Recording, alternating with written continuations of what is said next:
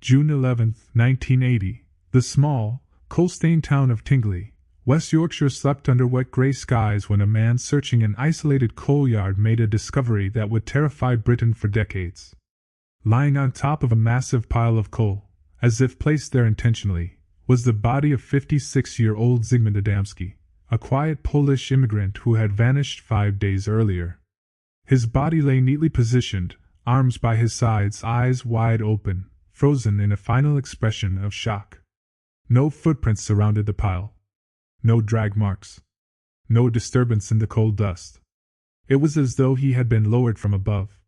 His clothes were buttoned correctly, except for the shirt, which was oddly misaligned, as if put on by someone unfamiliar with human clothing.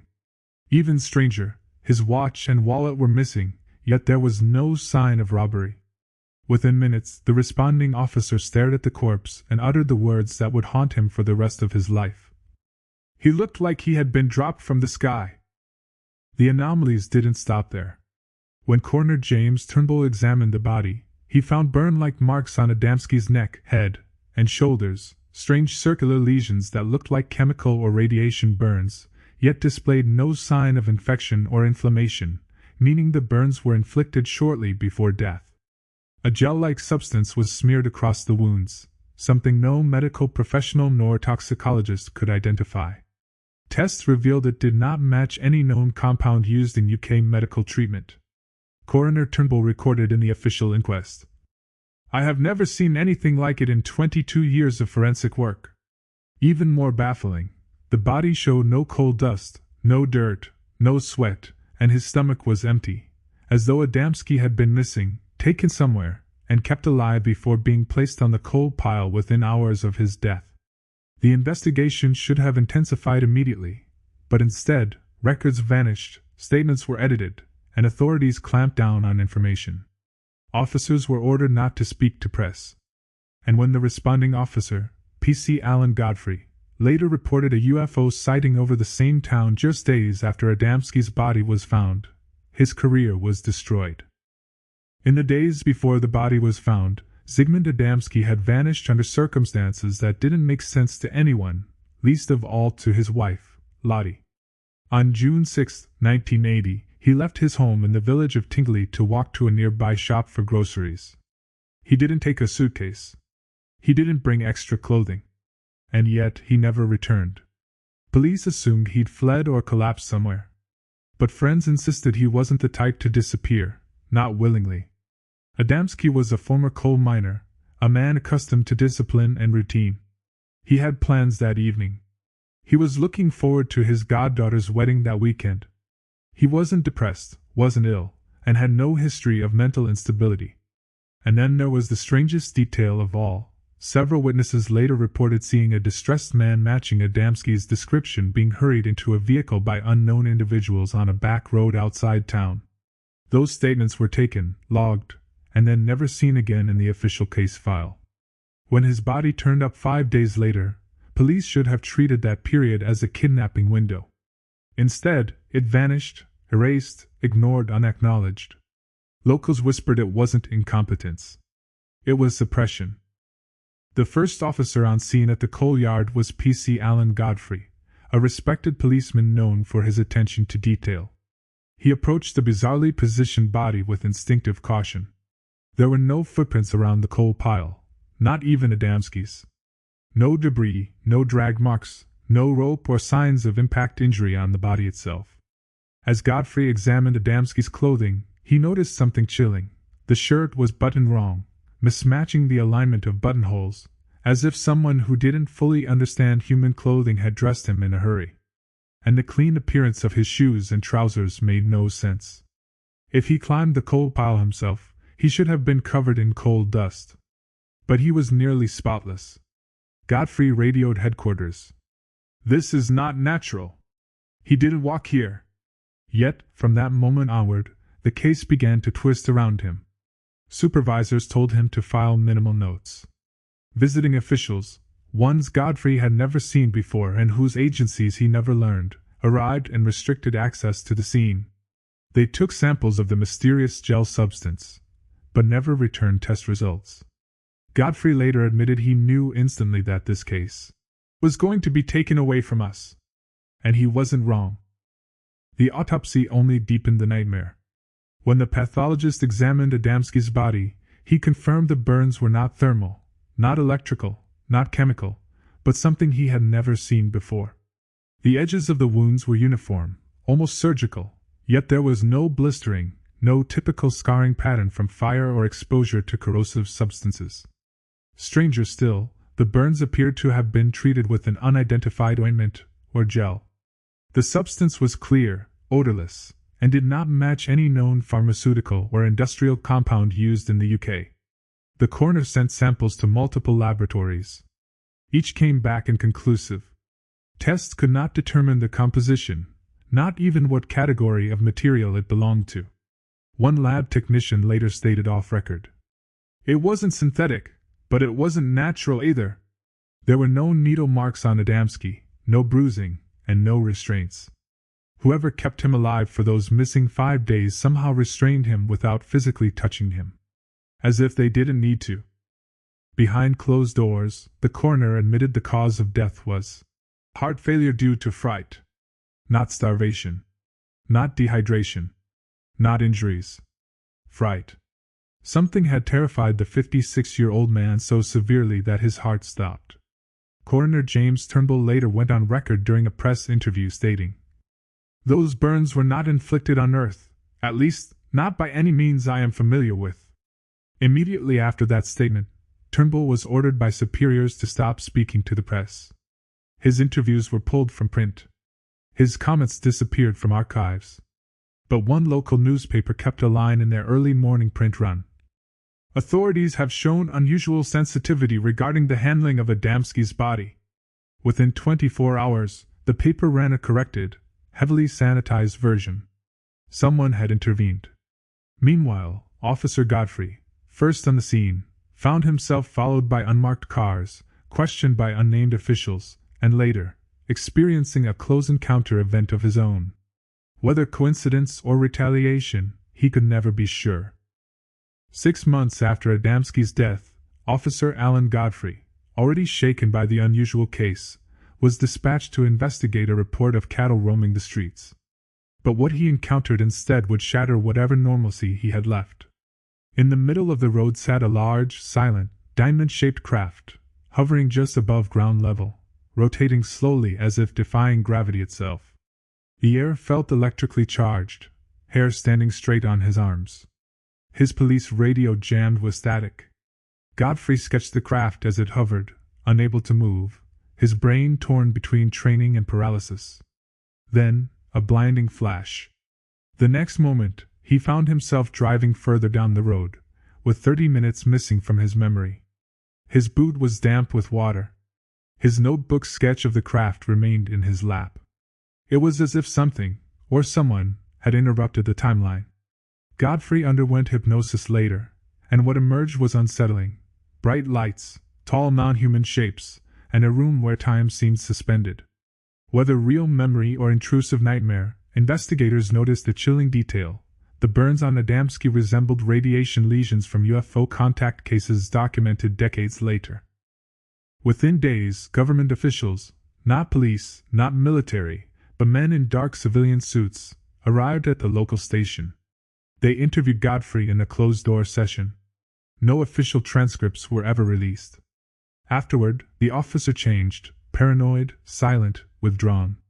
He eventually left the force, convinced his career had been targeted for dismantling. Files related to his sighting disappeared. The case notes he had kept in his desk drawer were gone. Someone had entered the building without authorization. When Godfrey later attempted to publicly discuss the Adamski case, a government representative contacted him with the warning, "Let it go. For your own good." That was when Godfrey realized the truth. Adamski's death wasn't just an unexplained mystery. It was a classified event. Something visited Adamski. Something interacted with him. And someone in power wanted it erased from history. The deeper investigators looked, the stranger the timeline became. Adamski had vanished on June 6, yet his clothes were spotless when found. No mud, no grass stains, no tears. But his body showed signs that he had been alive for at least 24 hours after disappearing. Who fed him? Who washed him? Who reclothed him? Pathologists noted that the shirt buttons were misaligned and fastened incorrectly, as if someone unfamiliar with human clothing had dressed him. Even his shoes were tied impossibly tight, double-knotted in a way neither family nor friends recognized. The burns on his neck and his head had no medical explanation. Every doctor who examined the photos later said the same thing. This was not natural injury, not chemical, not thermal. It looked like radiation burns, but of a type no civilian hospital could identify. And the most puzzling detail, Adamski's body contained no defense wounds, no bruises, no signs of struggle. It was as if he had gone willingly, or had been taken so swiftly that resistance was impossible. The attending coroner, Dr. Alan Edwards, requested a full toxicology panel. A government liaison appeared the next morning with a simple message. This case is not to be pursued further. Cause of death, natural causes. When Dr. Edwards objected and tried to speak with the press, he was removed from the case entirely. The official report suddenly changed. Internal memos, later leaked, showed large black redaction bars covering statements about radiation. Someone had altered the autopsy file. Someone had the authority to override a coroner. Meanwhile, rumors spread through Yorkshire. People had seen strange lights over the abandoned coal yard the night before Adamski was found. Witnesses later described beams of light sweeping across fields, as if searching for something, or someone. When investigators attempted to follow up, the witnesses suddenly refused to talk, some denying they ever made the report. It became clear they were visited afterward. The more people tried to learn the truth about Zigmund Adamski, the more the truth slipped away. Months later, journalist Tony Dodd, formerly a decorated police officer, became obsessed with uncovering what happened to Adamski.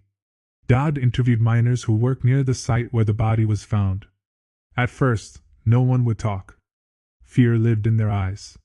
Finally, one miner agreed to speak, but only anonymously.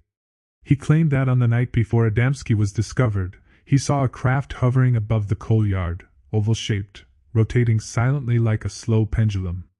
He described a blinding white beam that swept across the piles of coal, as if searching for something it had lost.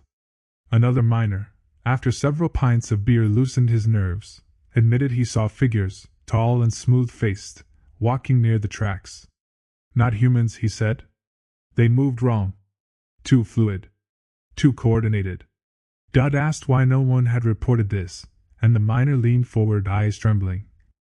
Because men in suits came. Not police. Not military, someone above them. They took statements. They issued warnings. And one miner received a final instruction. You didn't see a body. You didn't see lights. You saw nothing.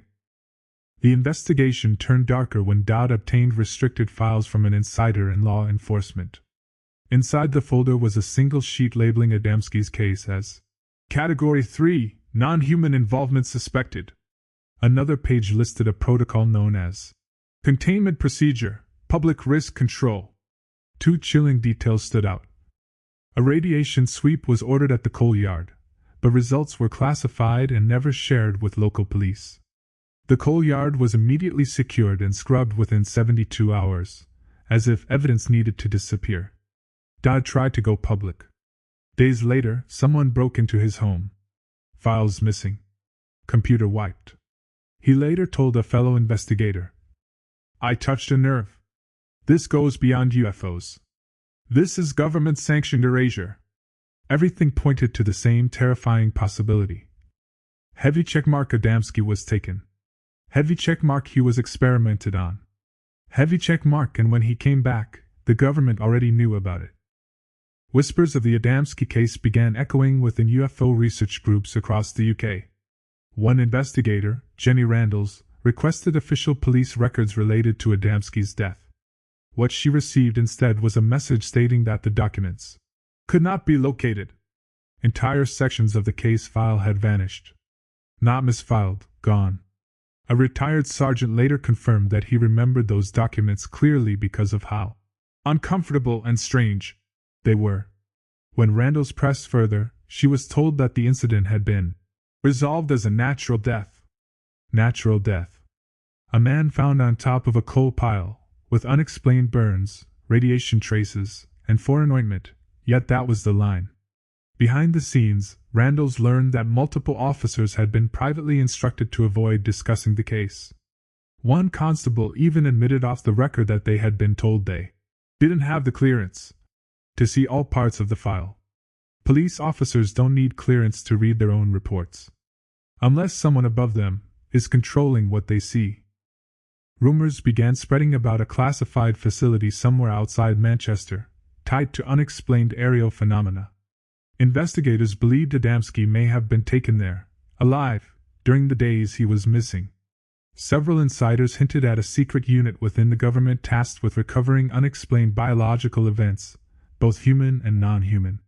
One whistleblower described it this way: "If something comes from the sky, we don't call NASA. We contain it."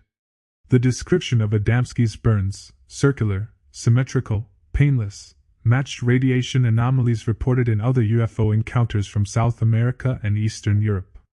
But there was one more detail investigators never forgot. The ointment found on Adamski's burns was not commercially available anywhere in the world. And yet, Adamski's body had been treated with it. Whoever, or whatever, came into contact with him, tried to keep him alive. Like he was a subject.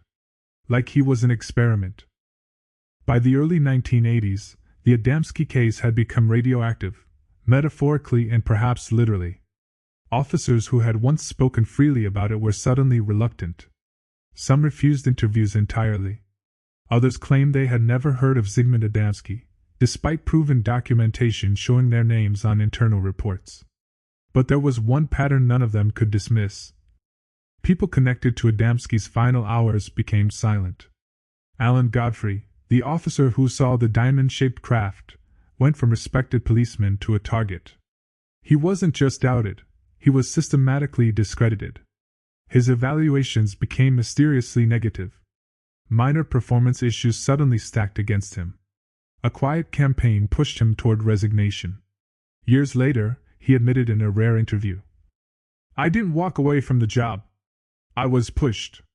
He explained that he had been followed. Unmarked cars, midnight phone calls. He described men who came to his house, flashing credentials he didn't recognize. They asked him what he remembered. They asked him to rewrite his report. But the most chilling request was simple: forget it ever happened. The deeper Godfrey pushed, the more the world around him pushed back. He began waking to knocks at 3 a.m., only to find an empty doorstep. Files disappeared from his home office. His car alarm triggered without reason. His phone line, back in the days of copper wiring, picked up echoes, as if someone else was listening in. One night, Godfrey received a phone call from a blocked number. A steady, expressionless voice delivered a final warning. "Stop asking questions about Adamski." Then silence. The message was clear. This wasn't just a strange death. It wasn't just a UFO sighting. It was a classified incident that someone in power wanted erased. Godfrey once confided to a fellow investigator, "I didn't find the truth. The truth found me. And it didn't want to be discovered." In the years that followed, small fragments of truth leaked out, not from police files or government reports, but from whistleblowers with nothing left to lose. A retired intelligence technician revealed that the British government maintained a list of incidents labeled UAP human contact, level 3. Only a handful of cases ever reached that level. Zigmund Adamski's file was on the list. Documents obtained under the UK Freedom of Information Act were heavily redacted, entire pages blacked out, but one line remained untouched. Biological contamination suspected. Unexplained dermal lesions. Another page read, "Case diverted from civil jurisdiction. Military observation only." These weren't the words used for a common death. They were the vocabulary of containment, the language of a threat that needed to be managed. A pattern emerged. Every time someone tried to ask questions about Adamski, journalists, researchers, former police, someone else appeared to shut them down. Not violently. Not loudly. Just subtle pressure. Careers stalled. Phones tapped. Conversations interrupted. It was as if Adamski's death had been logged into a system that watched anyone who got too close. By the late 1990s, researchers began connecting Adamski's death to other disappearances and unexplained encounters in the UK. Nearly all involved the same three elements: radiation burns, foreign ointment or medical substance, missing or altered police records. One investigator compiled the cases into a private report titled Non-Human Retrievals, United Kingdom, 1953 to 1986. The report was leaked briefly online before disappearing, but researchers saved screenshots. One entry referenced Adamski with a chilling classification. Subject returned. Not deceased at time of release. Meaning Adamski was alive, somewhere else, before being placed on top of the coal pile. The final page of the leaked document contained only a single statement: no signature, no date. The public must never connect Adamski to Godfrey. One was taken. One witnessed retrieval. Both were silenced. At that moment, everything snapped into focus. This wasn't just a mysterious death. It was proof of contact. And someone wanted to make sure humanity wasn't ready to hear it. Decades later, in 2019, a researcher working through archived police microfilm made a startling discovery: an unfiled addendum tucked behind unrelated documents. It referenced the Adamski case by number and contained a single handwritten note from a high-ranking police official. The ink was faded, but the message was unmistakable. We were ordered to stand down. External authority exceeded jurisdiction. External authority. Not regional police. Not national law enforcement. Something above them. One final discovery sealed the sense that Adamski had been at the center of something enormous and deeply classified. In a list of UFO-related incidents declassified by the UK's Ministry of Defence, a line appeared referencing a civilian male recovered with unexplained injuries, multiple days missing, location, Yorkshire. No name was listed. Just one chilling classification. Case status: unresolved, information restricted. It was the only case on the list with that label. Every investigator who touched this case eventually walked away changed. Some left law enforcement. Some became paranoid. Others refused to speak ever again. But Officer Alan Godfrey, now old, retired, and beyond the reach of career threats, finally found the courage to say the quiet part out loud in an interview years later. Zigmund Adamski didn't die where he was found. He was put there. He believed Adamski was taken by something not human. He believed Adamski was returned after something was done to him. And he believed the government knew all along. No one knows whether Adamski died terrified, confused, or peacefully. But we do know this. Heavy check mark: he vanished. Heavy check mark: he returned with burns no doctor could explain. Heavy check mark: the substance on his wounds was untraceable on Earth. Heavy check mark: his case files were taken. Heavy check mark: witnesses were silenced. And somewhere, in a government archive or a vault beneath a military base, lies the truth.